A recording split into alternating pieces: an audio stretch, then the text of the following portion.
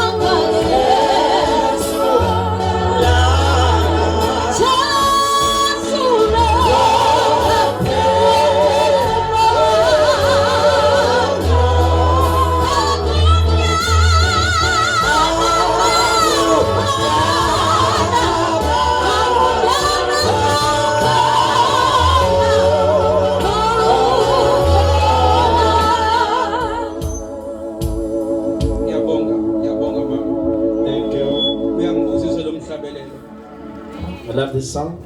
Ngibingelela umama uMzobe, ubaba uMzobe, Great Babu Mzobe and Babu Mzobe. ngibingelela uBishop Mzobe, mama wakwakhe, Great Bishop Mzobe and his wife. ngibingelele bonke omama ngaphakathi kwaleyi tende noma ngaphansi kwalolu uphahla. Greet all the mothers under this tent. Angifuni ukubasho ngebongo zabo ngoba ngizodideka kube khona abazokhala bathi hawu lo baba lona akangibingelelanga. Kanti mina ngiyena nomama ebandleni but ngokuhamba kwesikhathi ngikhona la ebandleni ngizokwazi ngilazi yonke kancane. Ngizakwazi uma ngumtshali ngiyamazi, umama uMthembu ngiyamazi, umama uNcwane ngiyamazi. So kukhona abanye engingabazi kodwa uNkulunkulu ngiyamazi nomusa uzongilekelela ekuthini ngigcine bonke omama ngaphakathi lebandla ngibazi. Just want to greet all the mothers. I don't want to mention them one by their names, but as time goes on, I'll know all their names or their surnames. Bazalwane ngaphandle kokumosha isikhathi, Without wasting time, ngifisa ukuthi ngin-encourage ohambeni noNkulunkulu ngoba sometimes sike sihambe sithi uNkulunkulu akasasekho. Kodwa into engifisa ukuthi ngidlule kuyona, ngifisa ukudlule ekuthinini uNkulunkulu usilungisa kanjani ukuze sifike empumelelweni. Ngiphinde ngibekele umama wakwami cishe ngangahle ekhaya. Ngibekele umama wakwami. greet my wife in the name of Jesus. Wangikhetha bekhona abanye nami ngamkhetha bekhona abanye. She chose me in the midst of other brothers, and I chose her in the midst of other sisters who are available. Kade sikudla naye. We've been through a lot, Kukubi, kukuhle. to hard times and through Sometimes good times. Sometimes ngasibona sihleka nje ngicabanga ukuthi kuhle kanti sometimes sifike kungekuhle. Sometimes you see us laughing and you think all is well, but things aren't well. Kodwa uNkulunkulu uyasithwala. And God is always on our side. Bazalwane ngifisa siye uJoseph. Sikhuluma ngempilo yakhe. I want to speak about the life of Joseph, Nokuthi uNkulunkulu umprepare kanjani ukuze abe lesihlalo agcine efika kusona and bazalwane. how the Lord prepared him until he occupied the position that he ended up occupying.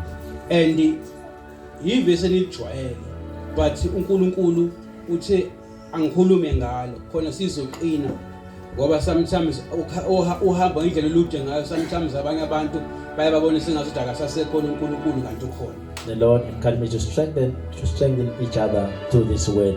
Because some people, through the storms that they encounter, they think God is no longer with them. Ngizocela osikhohlwe ayibuke emoto ngicela sifundela kuGenesis chapter 39. Sizoqala kuverse 19 sigcine ku23 sobe sengithasha namanye amavesi. We'll read in the book of Genesis chapter 39 from verse 19 to 23. From verse 19 to 23. Let me read. Genesis chapter 39 verse number 19 kwisiZulu. Ukuboshwa kaJosefa yathi inkosi yakhe isizwe amazwi omkayo aye wakhulume kuyo ethi yenze njalo kimi incebo yakho. Lwavutha ulwaka lwayo. Inkosi kaJosefa yamthatha yamfaka etilongweni, indawo lapho iziboshwa zenkosi zaziboshwa khona. Waba khona etilongweni. Verse 21. Ngepho uJehova wayenaye uJosefa. Wamupha umusa wamenzela ububele emehlweni omlindi wetilongo. 22. Umlindi wetilongo wanikela esandleni sikaJosefa zonke iziboshwa ezazisetilongweni. Konke ezazikwenza khona nguyena owayekwenza. Umlindi wetilongo akabanga esabheka lutho olusesandleni sakhe ngokuba uJehova wayenaye. Nalokho akwenzayo uJehova wakuphumelelisa. Siyabonga. Izwi lakho Nkosi lunguwe. Ngibema wena Nkosi yami ngisamile ipulpit Baba. Fihla mina Nkosi yami kuvele wena. Ngibema wena Nkosi yami ukuthi uvule inhliziyo zabazalwane. Izwi Nkosi yami ozokhuluma kubona malakhe kubona Nkosi yami malibaqinise ohambeni labo Nkosi yami nawe Nkosi yami ngimema wena baba ubenze baqonde Nkosi yami bakwazi befuna wena ngaso sonke isikhathi ngoba wena uNkulunkulu wespeed awuyena uNkulunkulu orush izinto ngicela Nkosi yami ubenze beunderstand ipace ohamba ngayo ukuthi ihlukile kunepace abanye abantu abahamba ngayo nabanye uNkulunkulu abahamba ngayo ngiyabonga baba bazalwane lencwadi lena ngiyifundela ukuthi encourage abazalwane ohambeni labo noNkulunkulu because sometimes noma ungabe umzalwane kuye khona isikhathi lapho uNkulunkulu angazi ukuthi akekho ubone sengazi ukuthi onye kuno interpreter sorry baba. Hallelujah. Yeah, I'm reading this passage of scripture just to encourage one another, saints, because there are times that when we encounter difficulties that we think God is no longer with us. Bazalwane into engifuna siqale kuyona ukuthi uNkulunkulu uyakhuluma empilweni yakho. I want us to first establish that the Lord speaks to us in our lives. Ukuthi eksasa uzoba yini kodwa akakutsheli iprocess ozodlula kuyona ukuze ufike lesihlalo akubekele sona. God tells you what you are going to become tomorrow, but he does not tell you the processes that you are going to undergo for you to get there. Uyakwazi ukutshela uzoba president wase South Africa kodwa akakwazi ukutshela inselelo uzodlula kuzo before bo president. He knows, he can tell you that you're going to be the president of the country, but he will not tell you the hardships that you'll face on your journey there. Sikhuluma ngendoda uJosepha indoda yamaphupho la. Speaking about Joseph, the dreamer. Le ndoda le uNkulunkulu ukhulumile kuyona ngamaphupho ukuthi izokuba yini. Kodwa akayichazelanga ukuthi before ifike lesihlalo ezofika kusona kuzokwenzakala empilweni yakhe. God told him through dreams what is going to happen in his life, but he did not tell him what is going to take place before what he has seen through dreams happens. The reason why uNkulunkulu engasitsheli ukuthi kuzokwenzakalani in between is because uyasazi amagwala sizosaba. Isizathu ke uNkulunkulu angasitsheli ukuthi yini ezokwenzeka phakathi nendawo nohamba is because he knows that we will be fearful. Mhlawumbe uma kuthiwa emtshelile ukuthi ubhuti bakhe bazomdayisa. If he had told him that his brothers would sell him out. Mhlawumbe ni engaba akakwazanga ukufinyelela lapho kwakufinyelele khona. Maybe he would not have entered his destination. Wayengazi ngelanga uzophosa emgodini. He did not know that one day he was going to enter into a ditch. Efakwa abobhuti bakhe ngoba abantu bayalahlana. Thrown by his own brothers because people forsake you. Bazalwane engifisa ukuthi sikubheke ukuthi uNkulunkulu uma eprepare indlela yakho akumnandi. What I want us to look at is when God is preparing you for your journey, it is not nice. Uhambo lwakho le preparation alomnandi ngale ndlela ukuthi abanye abantu baze bakusathi uNkulunkulu akasasekho. The work of your preparation sometimes is so hard that people begin to think that God is no longer with you. But ngifisa ukunazisa abazalwane ukuthi ezini lakhe ushilo ukuthi ngisho ngabe kuthiwa ungene emlilweni ngisho ngabe kuthiwa ungene emanzini ngisho ngabe kuthiwa ungena ngapha ama challenges ohlezi nawe. I want to encourage you by saying this, that it is written in the word of God, even you enter into fire, if you may enter into waters, but the Lord will always be with you. Umubona komnyama qini idolo funa yena mazi kakhulu kunakudala because yena uyazi futhi unawe. Ngifisa wazi ukuthi unawe lenselo obhekene nayo njengamanje ubona sengazi kubumnyama kodwa unawe ushile izini endisizokuya khona. If it becomes dark in your life, don't forget that God is with you. He has said in his word that he shall be with you. Ungabona bonke brother beshada ubabona benamakhosikazi zonke izinto zenzeka kodwa nawe una imali yokuthi ungaba nayo unkosikazi kodwa angahlangana.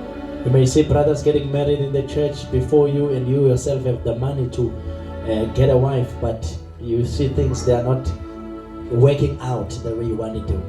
Ungasabi ndoda uNkulunkulu nawe uyakuprepare ukuthi uma esefikile wakho unkosikazi nizohlala noma kuthiwa kukhona ama challenges awuzocabanga ukuthi kufuneka udivorce ngoba njengamanje kunzima kuwena ukuthi umbone is because uNkulunkulu uyakuprepare ukuthi uma usutholo wakho uzothola wakho uyifiso zakho ozokwenza the way ufisa ngayo, ozokwenza ukuthi indlela yakho noNkulunkulu nihambe ndawonye. Do not worry, do not be stressed. The Lord is preparing you for when you find the wife, to find the wife of your desires, the wife who will do what you want them to do and who you will not divorce. Sikholwa uNkulunkulu wespeed, hayi uNkulunkulu orasha izinto. Bekezelani bazalwane, nazi yena kodwa niyaya empumelelweni.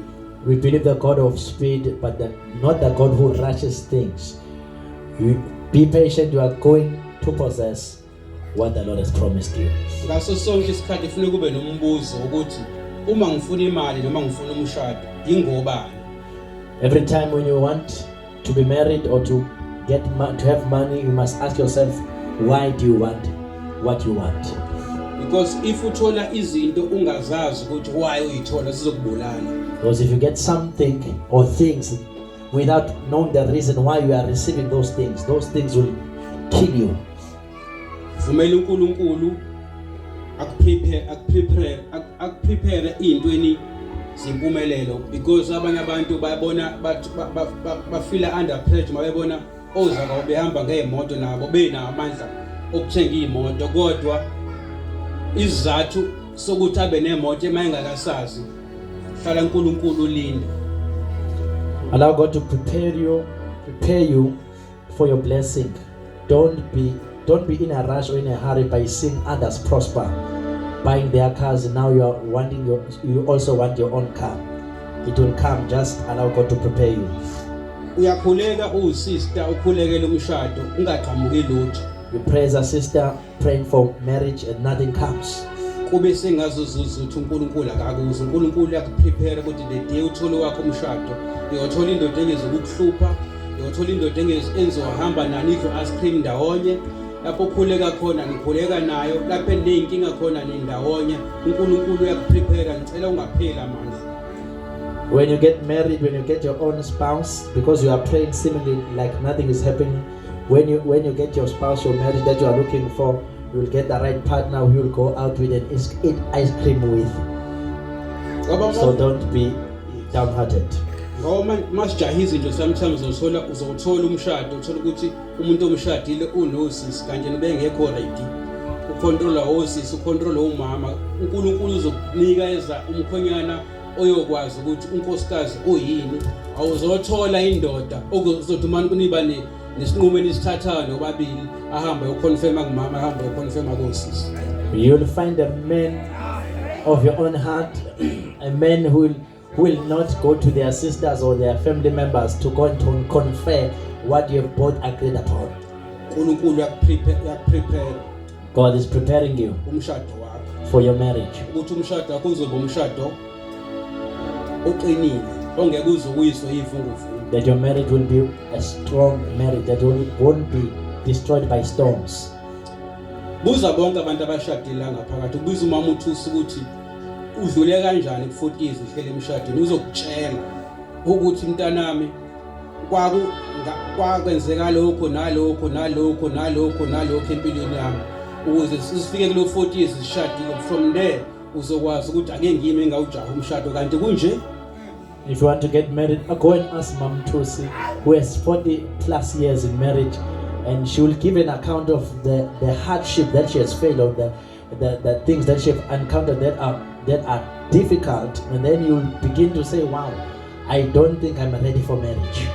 Yekela uNkulunkulu akulungiselele umshado wakho. Allow God to prepare you for your marriage.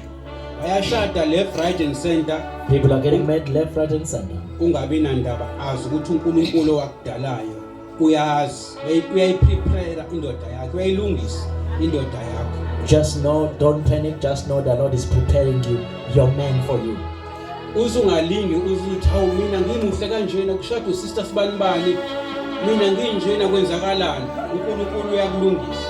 Don't say I'm so beautiful, but why has sister so and so has overtaken me and gotten married first before me? Uma isefika owakho, when your man comes, nawe uyozwa inhliziyo ukuthi ngimtholile oyinhliziyo yami. You'll find in your heart that I found Ngitholile ofana nami. the man after my own heart. Ngitholile ongithandayo. I found the one who loves me, Nami ngizomthanda. and I love that person in return. Bazalwane, ukulungiswa akulula. Preparation is not nice. Akulula. Yabona inyama uma inibraya izodliwa sometimes ingena inkulu engena emlilweni iphendulwe ngemfoloko the time idliwa isilungisela ukudla isilungise yona leya shape engena iyona emlilweni. When the meat is prepared and dried in the fire in the drying stand, it enters thick, but in the process of being dried, when it's ready, it becomes a little bit thinner. Bazalwane, uNkulunkulu nani?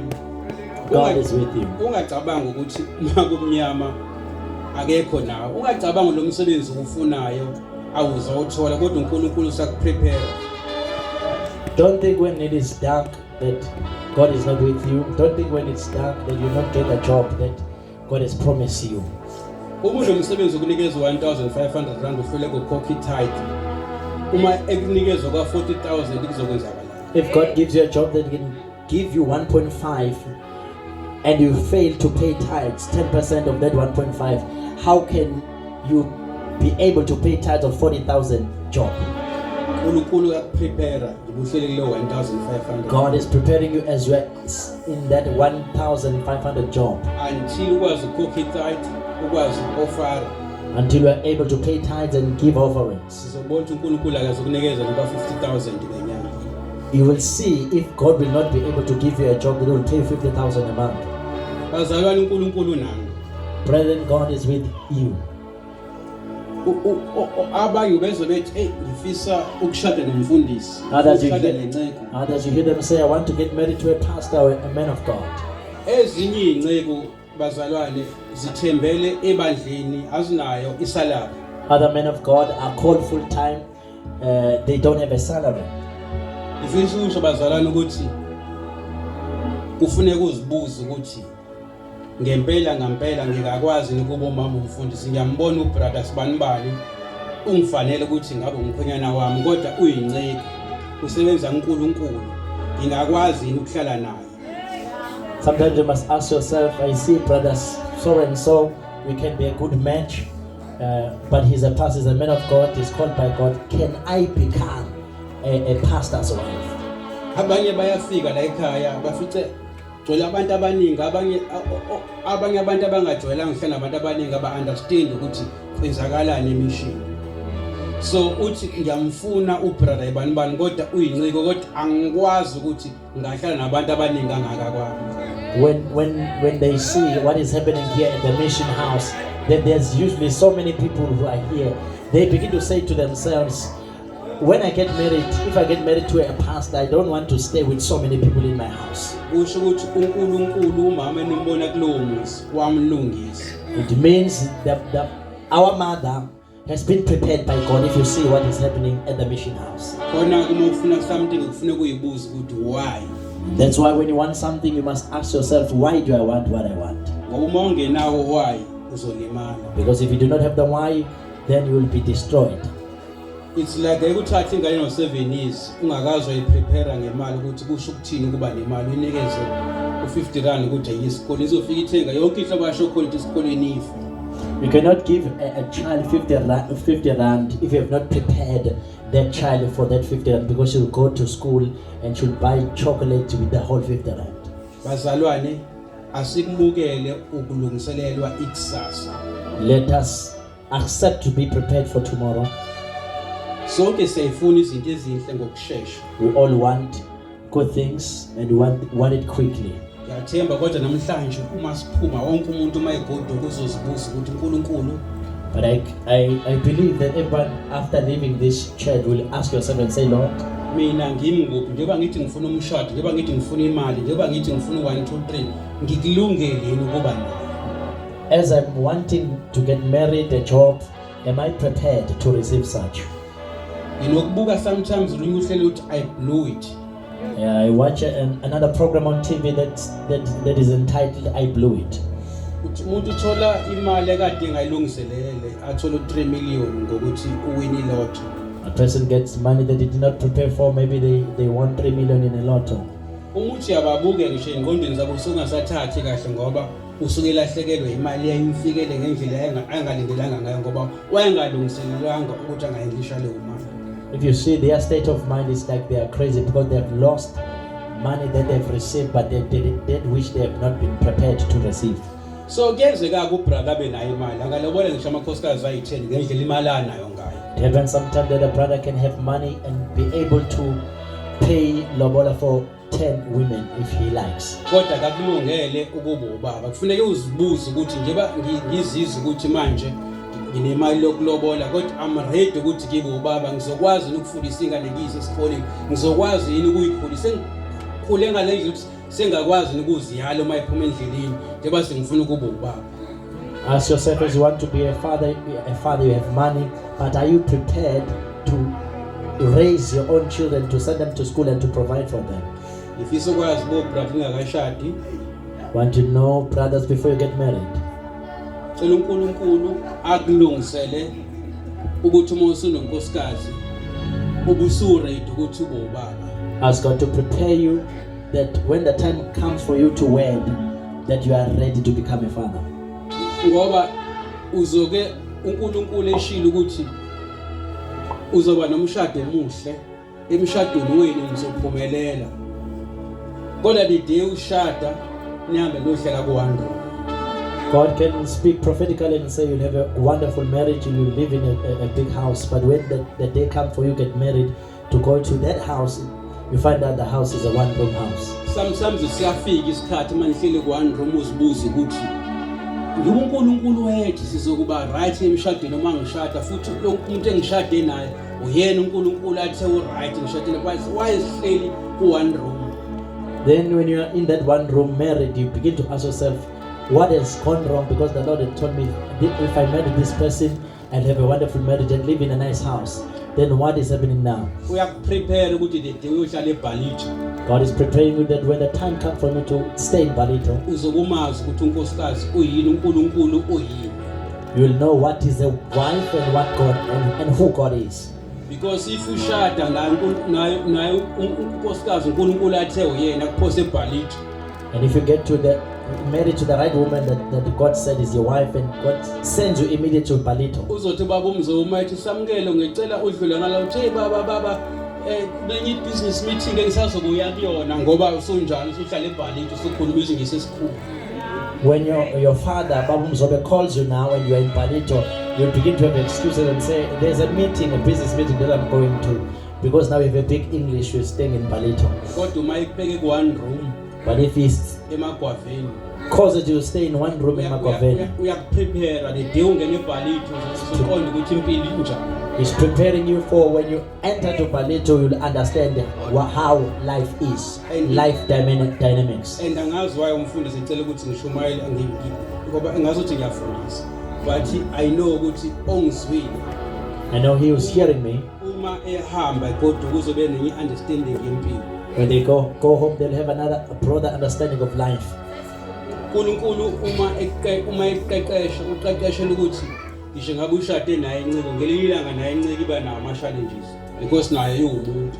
When God prepares you, he prepares you that even when you marry to a man of God and you enter to challenges, you'll understand that even the man of God is a person. Uyokwenza njalo uma kufika ama-challenges because bayafika osista abahle bazofuna i-counseling kumfundisi. What will you do when those challenges come? Because beautiful sisters come to get counseling from the pastor. Uma uNkulunkulu engakupreparanga ukuthi uzowomama umfundisi. If God did not prepare you that you are going to be a mom fundis, pastor's wife, uhlezi ukhala njalo. you will always be crying. Ubona intombazane empofu icela one-on-one nomfundisi. If you see a fair lady asking for a one-on-one with the pastor, uzozibuza ukuthi i-one-on-one clean yini noma i-one-on-one. you will ask yourself, is this one-on-one session a clean one-on-one session or an unclean one? Uzogcina ubuko sister ngazo sibahle kunawe esontweni uma befuna ukwenza one-on-one nomfundisi. Ungene ekamelweni ukhala. We'll begin to see sisters who are in the church asking for one-on-one, that they are more beautiful than you, and you will enter into your room and you begin to cry. Kodwa uNkulunkulu uma ekulungiselele le ndoda yakho nekulungisele ukuthi zokuba umfundisi isho ngangena enhloboni umuntu wesifazane isho ngangena umuntu ogqoka isikhethe esifishane uyayazi indoda yakho ukuthi iyazana noNkulunkulu ngoba unjani prepare ulungisiwe ukuthi ushade nencike kuzofika lonke uhlobo labantu kodwa uyazi ukuthi eyakhe indoda imile kukwazini uNkulunkulu ukuthi ngubani. No matter what kind of a woman may come for a one-on-one session with the pastor, even they will be wearing a mini skirt, but you will not be dismayed or disheartened by them coming, because you know your man, the type of man you have married. When David was anointed or said to be anointed to be king, God did not mention that one day he will be in the cave of Adonai. So sasazi ukuthi uprofessor ukuthi ungena ukuzokuba inkosi kodwa ukubalekela uSaul waenda phehleli emgedini waseAdonai. We knew he was going to be anointed to be king, but we did not know he was going to run away from Saul who wanted to kill him and find himself in a cave of Adullam. So bazalwane angifuni ukuthi ngilimoshele isikhathi ngifuna ukuthi siyezwini ngoba ngifuna ukuthi ngithi uNkulunkulu nani ngingaye ezwini. I don't want to waste your time. I want us to go to the word of God. I don't want to say God is with you but not going to the word of God. Bazalwane abantu bayakhohlwana ngesikhathi uNkulunkulu emprepare uJoseph kwakukhona abanye amadoda ayeboshwe naye. When people do forget, have tendency to forget. There were people that were arrested with Joseph when Joseph was arrested. Uthi kuona uma isephuma amadoda ningangikhohlwa nifike nitshele uFaro ukuthi ngila etilongweni angiboshela into engingayazi. He spoke to this man and told them, when you and as you are leaving, go and tell Pharaoh that I'm here, I'm arrested, but I do not know. I'm arrested for something I did not do. Amadoda amkhohlwa uma ifika kuFaro. This man forgot about him when they resumed their duties working under Pharaoh. Until there was a dream that Pharaoh had and that everybody in Egypt failed to interpret.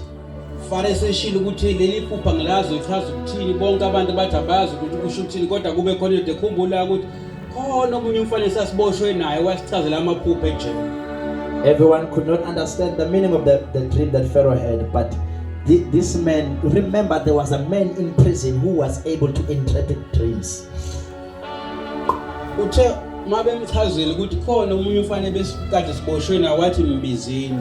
When he explained that there's a man who were arrested with, the king said, call him. When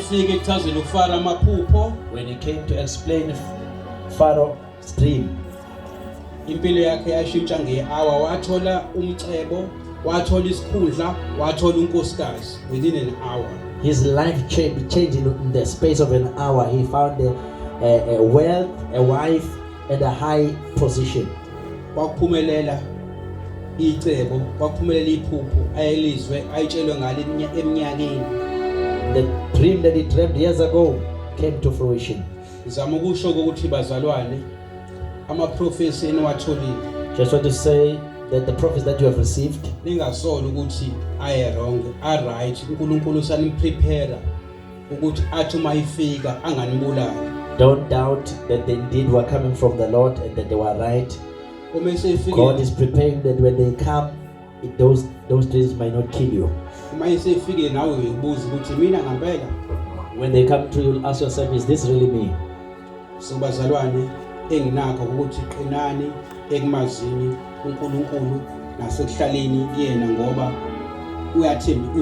uyasithembisa ngazo zonke ikhathi ukuthi unathi ngisho ngabe kuthiwa izinto zibonakala ngazo ukuthi asikhanyi kodwa uma unaye sizokhanya. Ngicela siye ku-Isaiah.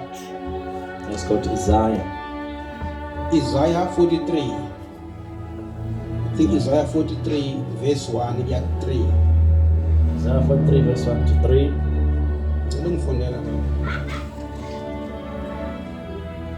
43 1 2 3. Funda kanje. Kepha manje usho kanje uJehova owakudalayo wena Jakobe, nowakubumba wena Israyeli uthi ungesabi ngokuba ngikuhlengile ngikubizile ngegama lakho ungowami lapho udabula emanzini mina nginawe nasemifuleni ayiyi kukhukhula lapho uhamba emlilweni awuyikusha nelangabi alikukushisa ngokuba nginguJehova uNkulunkulu wakho ongcwele kaIsrayeli umsindisi wakho. Siyabonga bazalwane uthi noma ngabe kuthi usemlilweni noma ngabe kuthi usemanzini unawe. Ngizama ukusho ukuthi bazalwane ngisho ngabe kuthi uyabona sekumnyama awuyiboni indlela yaphambili uyasithembisa ukuthi unjani unathi but sisekwisizini lapho khona asilungiselela khona ukuthi masifike empumelelweni sifike si right sifike silungisise ingqondo zethu zi-align naye zimazi ukuthi uNkulunkulu osambise ebumnyameni osambise emeveni osambise kuwonke ama-temptations kodwa ngenxa yokuthi unathi siyanqoba. We may pass through fires, we may pass through waters, but we must, even if we are going through dark times, we must know that God is with us. God is preparing us. Bazalwane ungabona sengazuzuza ukuthi wena uNkulunkulu akakuzwa. It be like God is not hearing you. Ingane zakho zidla ama drugs azikuzwa kunjani. That your children are consuming drugs and they are not hearing you as a parent. Ngelinye ilanga kofika omunye umzalo nasemsituation azokubuza ukuthi wasurvive kanjani ngiyakubona usesidudla namanje kodwa ingane zakho zidla ama drugs ingane zakho zenza 1 2 3 kodwa ukunayo impendulo yokubatshela ukuthi ngaphila ngenxa yokuthi uNkulunkulu uhamba nawe. Another woman who's going through the same thing you're going through will see you that you are chubby, you are smiling, you are fine. They'll begin to ask you, how did you survive going through what you've gone through? Kunabanye abazalwane umbona ngisho ebusweni uma esosizini ukuthi lo usosizini. Some believers see them in their facial expression that they are in hard times. Kube khona abanye uthi uhlangana naye umbone ezihlekela nje njalo uthi uyabuza ukuthi nisaphile kade sisaphile eshindoda kade agcina ukulala ekhaya. And then another believer you will find that they are going through difficult times, that the man has passed away in their family. You will ask them, is everyone okay? And they say all is well. Izinjalo ke nje indaba bazalwane ukuthi asiqineni ekumazini ngoba uma kufika izinselelo sizo understand ukuthi ubaba nje engasalalanga isonto lonke ekhaya kodwa siyazi ukuthi uNkulunkulu nathi ngoba sisavuka inyama esahlangene nani nomphefumulo ngoba siyazi ukuthi yena unjani unathi. Even if your husband has not slept at home for the whole week, but we know that God is with us. So Babu Mzobe uyi-witness yenu ukuthi uma ishumela uyayasho ukuthi waqala engenalutho ngoba namhlanje kukhona itende kukhona abazalwane. Uma ungasuyekeni uma ufuna uqala ibandla uyekeni uthi nceke waqala kanjani base ngikubona manje unetende udlala emission kwenzakalani uma engakuchazela uzobona ukuthi angakabi ready ukuthi ngiqale ibandla. If you see Pastor Mzobe's testimony of how he started the church with nothing, now there's a tent and all of these believers who are here, you'll go to him and ask him, how did you start the church? When he explains how he started the church, you'll begin to see that you are not ready to start the church. Omama bayathandaza kuneyinceku la inceku uBev. There's a brother Bevan. Uthi for 22 years. He says for 22 years. Ubephila sengazuza ukuthi akanawo umndeni. He lived like he had no family. The day uNkulunkulu emvakashele washintsha indlela zokuphila. When the Lord visited him, he departed from those evil ways. Wa receive izinto zakhe ngenyanga eyodwa. He received everything that was lost in one month. Yonke into ka 22 years uNkulunkulu wamnikeza yona in a period of 1.5 years. Everything that he had lost, God had given him back in a period of 1 year. Testimony asitshele yona sonke silanga phansi koleli bandla. That's the testimony he told us when we were here under this tent. uNkulunkulu yakuprepare ngide kufika izinto zakho. The Lord is preparing you that when time for the manifestation of your thing comes. Sizofika abantu baze bathi no kade seMozambique.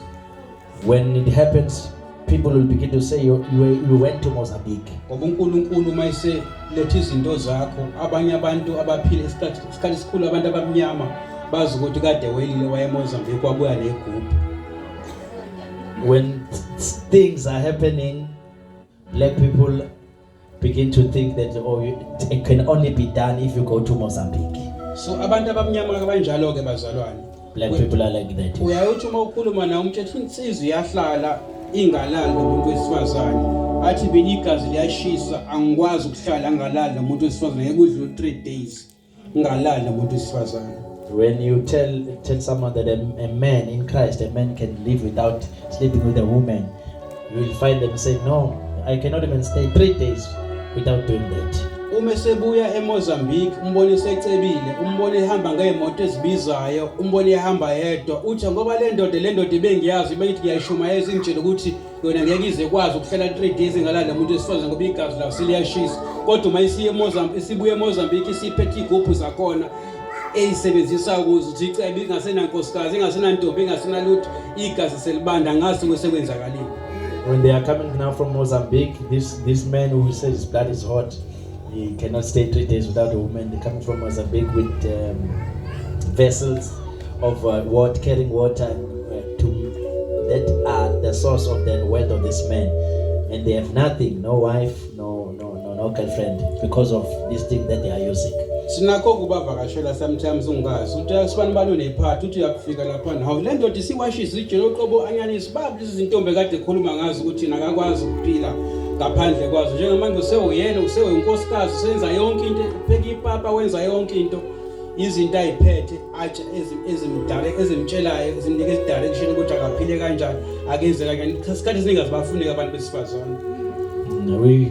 Sometimes we visit such people without knowing that they have gotten wealth through these evil ways. And sometimes you find them, they are chopping, they are cleaning, they are doing everything. You find yourself, they say they cannot be without a woman, but you find yourself they are doing everything. Where are the women? These things that they are using don't want them to have women in their lives. If you know, brothers and sisters, I want to tell you, brothers and sisters, no matter how hot your blood may be, but when you come to Christ, your blood stabilizes.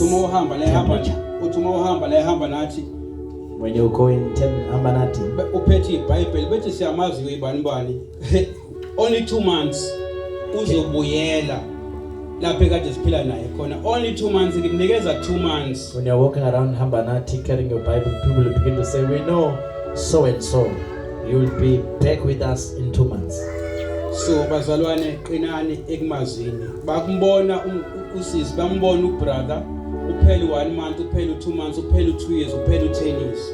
Strong in the Lord, they'll see the brother 2 months will be over, 3 months, 10 years will be over. Bathi sikubonile ukuhamba kusho bona bathi sikubonile ukuhamba kwakhe. That you've seen his journey. uNkulunkulu unaye. God is with him. Ngithi ngelanga mangikhuluma nenceke usamukele sixoxa nje ukuthi sasivulekele ngisho kwangekho branch kodwa kwakukhona abantu ababejwayela ukubhema la ngaphandle.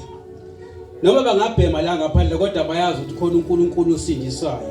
Abantu mabedlula beba refera ngaphakathi uthi ngena la ngaphandle kuyakhuleka kuzophuma sesindile. Bangahlala lapha ngaphandle ama-tavern bahlala kona yonke indawo kodwa bayazi ukuthi kuyasindiswa. We were speaking with Brother Samuel on one occasion that there are people who are smoking outside of this tent when we are busy fellowshipping. That there are people when they are passing, they tell, go inside and to the tent and get prayed for, you will be well. Bazalwane angazi ukuthi why umfundisi ethe akuzokhuluma mina ngoba anginawo amandla okumemeza lokho umfundisi la amandla anawo, but engifisa ukudlulisa ngifuna ukudlulisa isifundo kunina bazalwane ukuthi uNkulunkulu unathi ningapheli amandla. To say God is with us, don't be downhearted.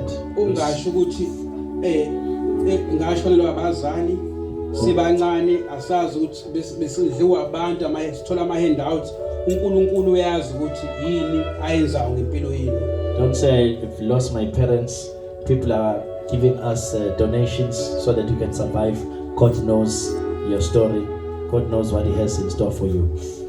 Bazalwane qinani ekumazini vumelani ukulungiselelwa ikusasa impumelelo ngoba impumelelo mayisivile sometimes mayifika ungalindele ungalungisanga iyakubulala.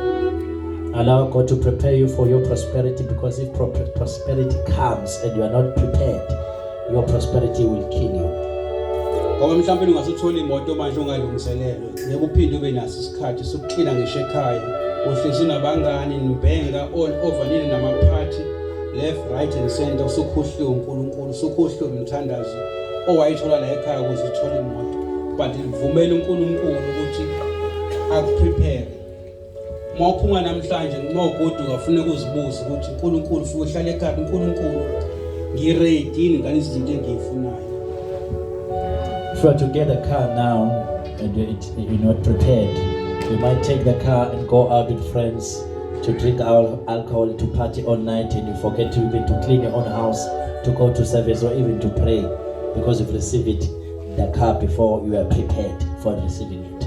Ngiready ngemiliyoni lengilifunayo ukuthi ngizokwazi ukuxhasa inkonzo ukuthi iqhubeke phambili. And am I ready to receive the million that I'm believing God for to support the work of the ministry? So bazalwane ilokho nje benginakho engizifisa manisuka la ekhaya namhlanje sibuze tshela uNkulunkulu ukuthi uNkulunkulu namhlanje angifuni izinto ezisheshayo, ngifuna ukuhamba ngepace yakho, ngifisa ukuhamba ngespeed sakho, ngoba ispeed sakho asizongiyisa lapho ngizofika ngishayise khona ngive. When you leave this space, just pray and speak to God and say, I don't want quickie things, but I want to move at your pace and at your speed. Ngoba uNkulunkulu lesakhe speed esingafani nesethu. Because God has His own speed that is different to our speed. Unewash elingafani nalelithu. He has a clock that is different from our clock. Iwa kaNkulunkulu iwash lokuthi ungathi uma uphuma la uthola icall yokuthi ibreakthrough yakho. God's watches can cause you to, when you leave this place, to get a call to say your breakthrough is at hand. So bazalwane ilokho nje nginakho ukuthi uma usuka lana ugoduka unokuqonda ukuthi uNkulunkulu isimo ubhekene naso unawe.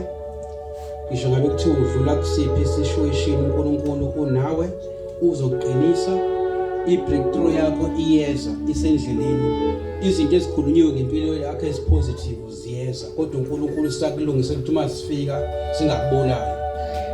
When you leave this church, just know that God is with you, is preparing you for what belongs to you. Mfundisi ngiyabonga ithuba okunikezelo, ngiyathemba bazalwane uNkulunkulu ukhulumile la bakhona abazima begoduka izinto ekade ezicabanga ngenye indlela azicabange ngendlela kaNkulunkulu namhlanje, ngoba abantu bangaso sonke isikhathi uma bebona kumnyama bayacatha empilweni sekuphelile, kanti akuphelile. uNkulunkulu ukubekele umsebenzi wakho omuhle ozokunikeza imali eright, uNkulunkulu ukubekele umkhonyana wakho right ongezokuhlupha, ukubekele unkosikazi wakho ongezokuhlupha, because empilweni siyashayeka. Thina siyayazi i-rejection. Mawukhuluma ngami untshela umbuza nge-rejection, ubuze la kimi uzokutshela ukuthi kusho ukuthini ukurejectwa abantu. Mawufuna ukwazi i-rejection ukuthi kusho ukuthini hambe lapha nkosikazi wami uzokutshela ukuthi kusho ukuthini ukurejectwa abantu. So uNkulunkulu uma nawe uyaqinisa, ngoba siyazi ukuthi sifunani empilweni, simile siqinile. uNkulunkulu umfundisi ngazi wayebeke mina, but engifisa ukukutshela ukuthi i-rejection siyayazi. Siyakwazi ungamukelwa abantu bangakufuni ngaphandle kwezizathu. So what I'm trying to say ukuthi ungabona sengazo uzothi njengamanje umkhonyana wakho akasakuzwa kahle, hlala uNkulunkulu mazi, because uyakulungisela ukuthi ngelinye ilanga wena uzovusa imshado abanye abantu ewayo. So bazalwane ilokho nje kunakho ukuthi uma ugoduka namhlanje ugoduka unelinye ipage lempumelelo, ukuthi uma uyempumelelweni yiziphi izinto kufuneka usigade, uready yini onempumelelo uNkulunkulu afuna ukuyisa kuyona, usuready ngeprofesi wayithola 10 years ago. uNkulunkulu uma ekhuluma noJoseph wayena 17 years, kodwa the day yakufara wayinabani, wayina 30 years, yonke leminye iminyaka wayiprepare. Sulungise ngokwanele yini ukuthi usungaba advise abantu abashadile mabe nenkinga. Usulungiselele ngokwanele yini ukuthi usungathi mawuthola imiliyoni uthatha 100,000 ungakhali 200,000 ungathenga imoto isendlini kaNkulunkulu. Usulungiselele ngokwanele yini ukuthi ungakwazi noma ushada inceke uyohlala ku1 room ebethe uNkulunkulu umshado wakho uzoba muhle. Uzuzibuza nakuthi wona lo mshado wayithi uNkulunkulu uzoba muhle ngoba lo mshado awumuhle ke bangihlele ku1 room. Siyababona abanye abantu bahlala kuma big house. Bahlala kuma big house awazi ukuthi badlule kuphi. Hamba bavakashela abantu abahlala kuma big house babone bedlo ice cream, bethi sibona sidlo ice cream kodwa sadlula la. Uzobuyibuza ukuthi mina lento engiyifunayo ngingakwazi nokudlula kule ndlela abahambe ikho nje basebedlo ice cream. Uma babona behlele eBhalito noma behlele emhlanga le ndlela abadlule kuyona ngingakwazi ukuthi mina ngidlule kuyona. Uma ungeke uzokwazi ukudlula kuyona yekela uNkulunkulu akuprepare. Ngiyabonga bazalwane. Amen. Allow God to prepare you of being rejected so that I can be able to assist those who have been rejected. I've gone through a lot. I hope as you are living today, you will live with your mindset changed. The way that you look